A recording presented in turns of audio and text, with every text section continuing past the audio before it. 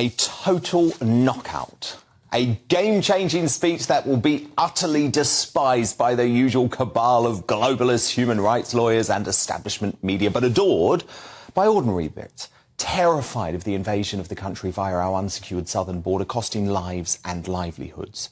Brave, bold and unspeakable in polite society just a few years ago, our Home Secretary, Superwoman Suella, took the fight against despicable human trafficking and the myths that surround such a sick trade to a global stage.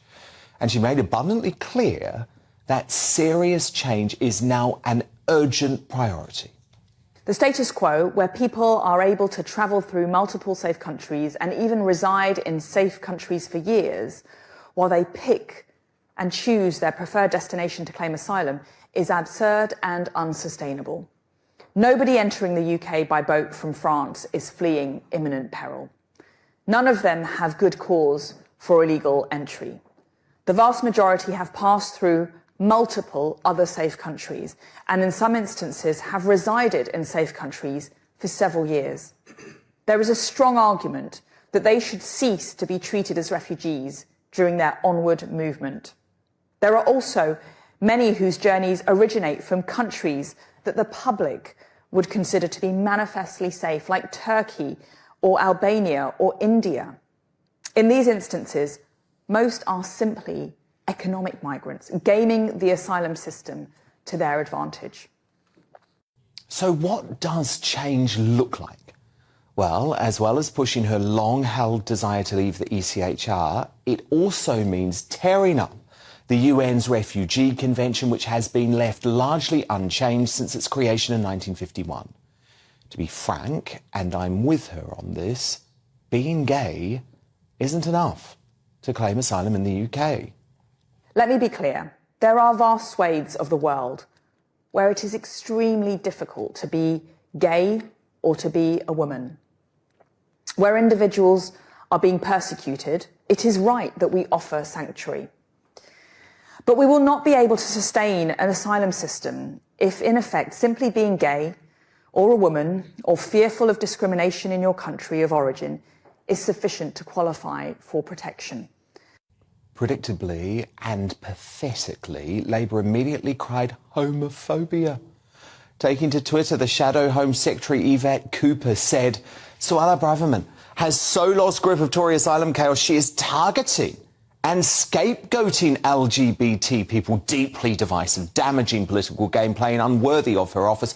Instead of blaming people persecuted in places like Uganda for who they love, she should sort the chaos at home."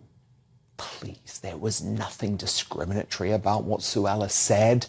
In fact, she made the point that targeting illegal immigration immediately gets you branded as some sort of backward bigot.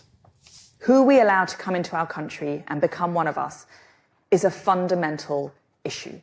Without public consent, immigration is illegitimate. Dismissing as idiots or bigots those members of the public who express legitimate concerns is not merely unfair, it is dangerous. The second is much more cynical. The fear of being branded a racist or illiberal. Any attempt to reform the Refugee Convention will see you smeared as anti-refugee. Similar epithets are hurled at anyone who suggests reform of the ECHR or its court in Strasbourg. Yes, we know that. We've all been there. But perhaps the most significant moment was when the Home Secretary used the DC speech to declare multiculturalism a failure. Multiculturalism makes no demands of the incomer to integrate. It has failed because it allowed people to come to our society and live parallel lives in it. They could be in the society, but not of the society. And in extreme cases, they could pursue lives aimed at undermining the stability and threatening the security of our society. Now, over 481 million people live in sub-Saharan Africa, 156 million in the Middle East and North Africa, and they say that they want to migrate to the UK. Yet Suella said migration is already behind at least 45% of demand for new housing in England, with more than 1 in 5 births being to foreign-born mothers. That's before you get to the increased criminality in relation to drug, crime, exploitation and prostitution, which comes from the illegals who are crossing the Channel. So I think there's some really key questions here. Do we believe in our sovereignty? Do we believe in our nation state? Do we believe in protecting our borders? Well, I would say yes, yes and yes. So while the MSM will not acknowledge it, Suella today opened one of the most important conversations the Western world simply must tackle over the next decade if we have any chance of protecting our way of life.